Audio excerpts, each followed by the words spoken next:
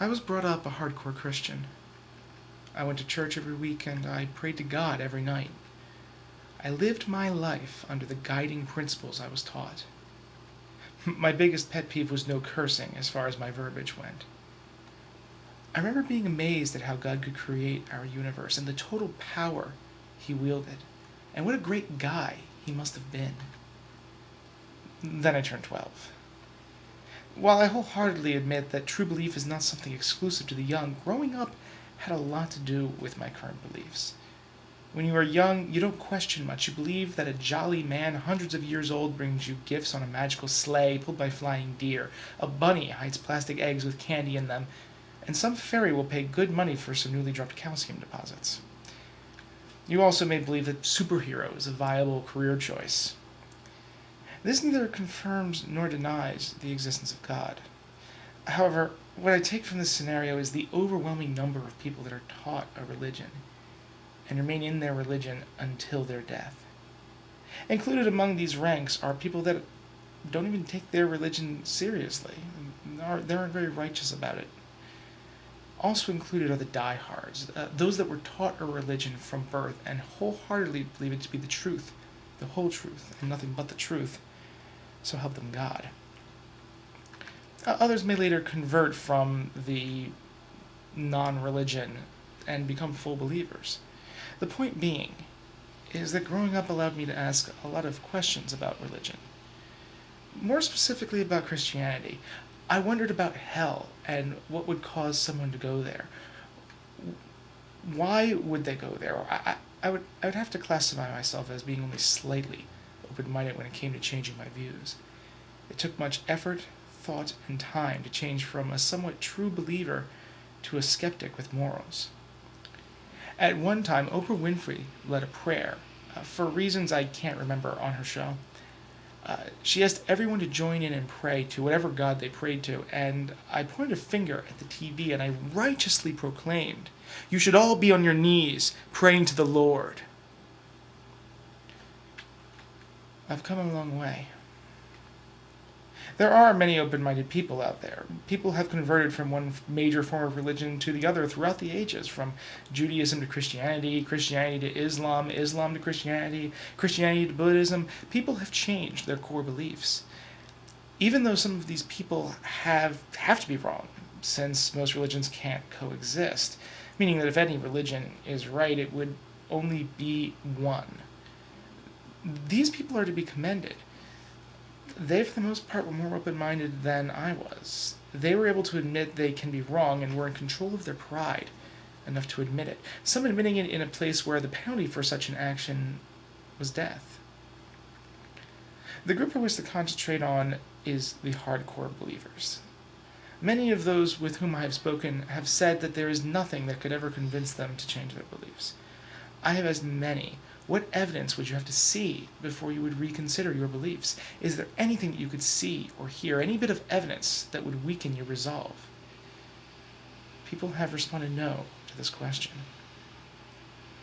While not all believers are like this, many are. The issue with this blind faith is that it's much more than that. By having blind faith in something, you believe in something that has no evidence to prove it. It enters a totally different realm, however, once you bring in evidence that contradicts it. It is no longer blind faith. It would then be classified as irrational faith. Thereby, if one says that they wouldn't change their beliefs, even in the face of overwhelming evidence, that is an example of rational faith. I'm not saying that God has been proven to not exist, or that all religious faith is assuredly irrational, merely pointing out that there are those that openly admit to accepting a situation that would require irrational faith. They will still believe in something no matter what evidence is against it. This is what's known in the psychological community as confirmation bias.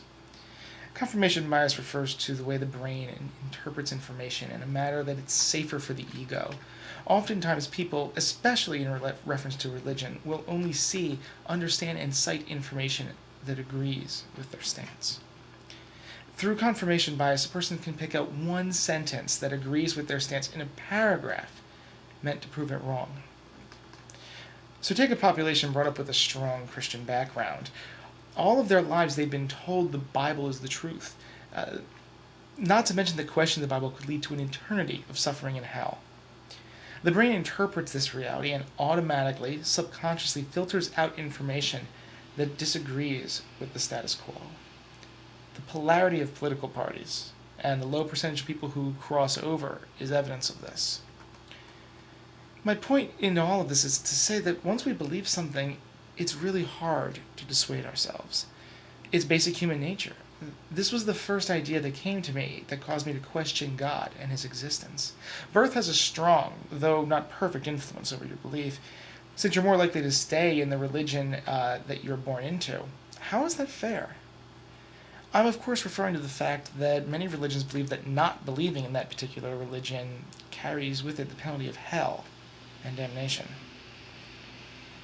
How is it fair that when what family you are born into so strongly affects what your life beliefs will be? It is often drilled in the heads of many children to believe in one particular God. And if one were to question it, in many but not all circumstances, that would result in some type of punishment, be it verbal, physical, or through socially ostracizing them. What percentage of people this happens to is really irrelevant. The important fact is that it does happen. If you make the argument that atheists are also subject to confirmation bias, then you're right, but merely admitting that confirmation bias exists is strong evidence against the eternal suffering that hell represents in theology due to a lack of belief. Of course, many people go against the grain, but it's only important to note that you have a much better chance of dying a Christian if you're born a Christian. This also works for any other religion, of course. When the question is posed, many people rebut my argument with a simple response: free will. God granted us free will. It's our choice whether or not to follow him. That those who choose to follow him will believe in his name and will be saved, and those who don't will suffer eternal damnation in hell. According to this, it is our choice, and only our choice, of whether or not we get into heaven. The concept of free will dictates that we are in complete control of our actions. In order to be held 100% accountable for our actions, though, we'd have to be 100% responsible for our actions, 100% in control of our actions. The snag here is that in order to have complete control, we would have to be impervious to outside influences. If we are susceptible to any outside influences, like anything really, but for the sake of specificity, let's just say the words of other people. Many people have converted to certain religions based on dreams, meaningful events, and the words of other people. If you were to remove these events, dreams, or words from their lives, their conversion never takes place.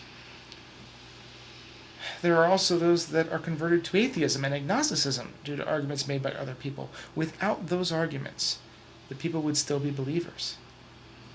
It is the actions of other people, both directly and indirectly, which affect our daily lives. Can it really be argued that people have absolutely no sway over each other? Is our free will so powerful that no one, not even God, can sway it? God, being the forgiving and all-knowing being that he is, would of course not be capable of condemning a person to an eternity for hell for something that is not their fault. Let's break it down to even simpler measures.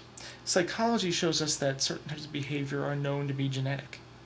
I doubt that anyone credible would deny that our brain houses our intelligence and our ability to think, even if they posit a soul.